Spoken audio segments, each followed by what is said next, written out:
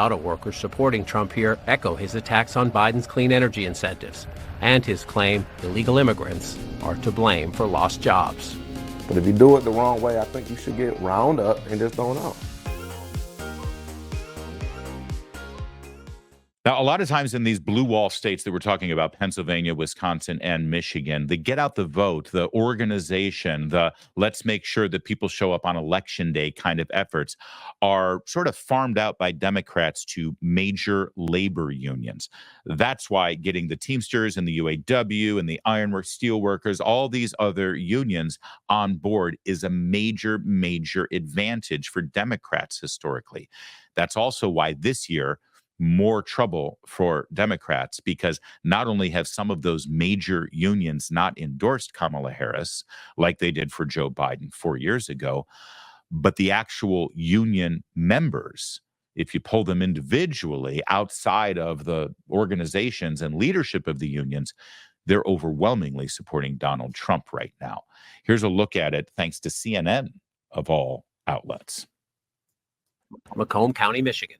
These suburbs just north of Detroit are a blue-collar bellwether. Joseph Knowles about to send a message, about to defy his union leadership, about to vote Republican for president for the first time, about to vote for Donald Trump. And at this point now, I'm desperate. So I'm willing to try anything right now to make sure that I can fulfill my responsibility and to take care of my wife and kids. That's all I care about. Knowles is a union auto worker, one of 1,100 just laid off by Stellantis, the parent company of Chrysler Jeep. He blames corporate greed the most, but doesn't stop there. The second blame, I will put it on Joe Biden and the Democratic Party. Why? Because of the EV mandates. I thought the Democratic Party was for the working class, people, the average Joe like me. That's what I thought. There are more American auto jobs now than at any point of the Trump presidency. But auto workers supporting Trump here echo his attacks on Biden's clean energy incentives and his claim illegal immigrants are to blame for lost jobs. But if you do it the wrong way, I think you should get round up and just thrown out. I have no problem with that because it jeopardizes my way of providing for my kids if they take jobs.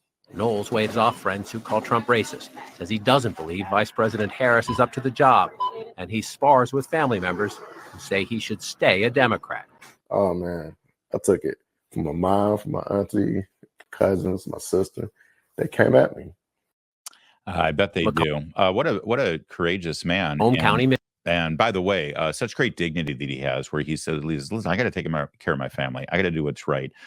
You want to applaud a father like that who does the right thing for his family, even if it means having to deal with, unpopular reactions from friends and family member. The EV mandates, it's such a great point. I thought Democrats were for common guys like me and blue collar guys. See, they don't drive electronic vehicles. They don't drive a Chevy Bolt. These EVs are all for the elites who live in the major urban centers or in the suburbs around it so that they can, feel some sort of self-gratification for helping to save the planet. It's not for regular folks, and it actually is hurting their jobs, right? Okay, so this is a great indication of not just how the vote is going to go, but I want to reiterate how the organization to get out the vote and community organize in these final days for early voting and election day itself is always manned and managed by these very unions. And even if the unions do, the locals, like I understand the International for the Teamsters didn't endorse Kamala Harris. They're bowing out of it this time around. But maybe the locals will endorse Kamala Harris. Well, that's fine. But when those Teamsters and UAW locals end up organizing and getting everybody on a bus to go vote, they're going to vote like this. They're not going to all fall in line and vote for who the leadership is telling them to vote for. So that's one major element of this that I wanted to bring to your attention. There's another major element, and that is the fact that CNN did this story. You see more and more and more of these stories, don't you? Where CNN or MSNBC, we went out to North Carolina, we went out to Georgia, we went out to Nevada, we talked to Latino voters, we talked to Black voters, we talked to Arab American voters in Michigan. We only found one person who was voting for Kamala Harris, or we couldn't find anyone who wasn't voting for Donald Trump. Have you noticed this trend from cable news? Now, I highlight it for you, not because I think this is indicative of some kind of landslide for Donald Trump, although it may be. That's not what's instructive to me. What's instructive to me is the decision that's being made in the editorial rooms at these cable networks. Let's go back 8 years from now. They didn't do stories like this. They didn't go out to those states. Or if they did go to those states, they would stay in the major urban centers and they would preach into the choir. They would talk to all the people who gave them the news that they wanted to have to tell their viewers in Manhattan or DC or Chicago or LA or San Francisco that Hillary Clinton is going to win. Those were all of the features they did. It was inevitable. There was no way Donald Trump could win this, right? So all of the features focused on the echo chamber, the bubble that the producers and writers and staff members and anchors and reporters all lived in these cable news stations. And you remember after the election, if there was any mea culpa at all, before they all shifted and said, oh, it was really Vladimir Putin's fault, and it was really Russia, Russia, Russia, there was a small sliver of time where these people actually said, wow, we missed this story. We missed the biggest political story of our lifetime. How did this happen? How did we miss this? And it was because they were in that bubble.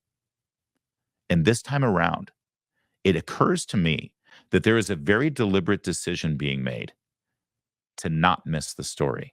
I'm not saying they're happy about it. I'm not saying they're supporting it. But they are more and more and more. You're seeing this race. Now, by the way, when John King goes out there or when some other reporter or reporterette for MSNBC or ABC News or NBC News, when they go out and they talk to these people and they say, we couldn't find a single Kamala Harris voter, they still treat them like they're aliens. They treat them like they're morons. They treat them like they're uninformed voters. They're not educated. They're racist. They're biased. They're not being kind to these people, but they are covering the story. And I find that incredibly informative and interesting that this decision has been made to go out and feature a man like this and find out why he's voting for Trump, so that this time around, the viewers of these networks, they're not going to be surprised. They're not going to be blindsided, which is sad because I still want the image of all of them screaming and crying and yelling at the clouds the next day about how the world is over. That's something very satisfying about that. All right, one more feature here from CNN on these union workers. Bill Govier is a 30-plus year union worker at Ford, and he has this side business cleaning car underbodies. When we first visited 4 months ago, he was a fan of Robert Kennedy Jr. Now, he will cast his third ballot for Trump. RFK joining Trump effectively, I couldn't script it any better the way I would like it to be. I love the idea of Donald Trump being the commander-in-chief. I love the idea of how Donald Trump handles the nefarious characters in the world. Govier believes more than half of UAW members at his Ford plant will vote Trump. He says Harris laughs too much, and he can't take her seriously. So what is it? You're the incumbent who wouldn't do anything different, or are you the underdog that wants change? By the way, I do love that. She laughs too much, and I can't take her seriously. So well said. Also, real quickly, just as an aside, as a kid who grew up in Detroit, that Mustang is so sweet. Is that and this is how Michiganders go about business when it comes to a classic car, because you know LA people in other cities who like to pretend or get a kit car, maybe you'll restore a car. You get a Mustang like that and you're going to paint it red, aren't you? Or maybe black.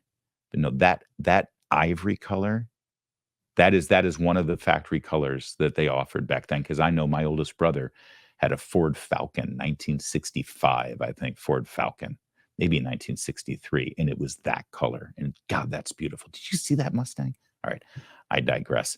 This is a major story. Union voters breaking for Trump.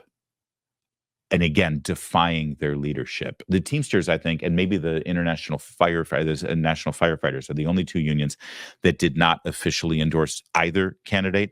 Of course, Border Patrol endorsed Donald Trump. Law enforcement and the Fraternal Order of Cops endorsed Donald Trump. But of the blue-collar kind of Midwest, Rust Belt kind of union members, they chose not to. A lot of them endorsed Kamala Harris. Those that didn't endorse Kamala Harris didn't endorse anybody, right? These members defying their leadership is the key story here. And Tim Walz happened to be on The Daily Show yesterday and was asked specifically about this. And I don't think his answer is necessarily going to warm any of these apostate union members back to their side. Take a look at the disdain and criticism from Tim Walz. You know, the everyday regular guy who likes to clean his air filter and check his oil with his dipstick. Look, and all the unions with us, they've got union politics that gets inside. Why have the unions, though, been more reluctant? They have tough politics inside those. These are folks that are directly responsible to their members. And look, their members, some of them split off. How can you be with a guy who wants to bust a unions, not there to make collective bargaining the right, not to make health care there? Some of those leaders did not show the courage they needed to. Vast majority of union leaders showed the courage to back down. All right. So those unions who did not endorse us are cowards and showed no courage. And those members of the unions who are going to vote for Donald Trump, they're uninformed or ignorant, or both. That's a hell of a message there, Timmy.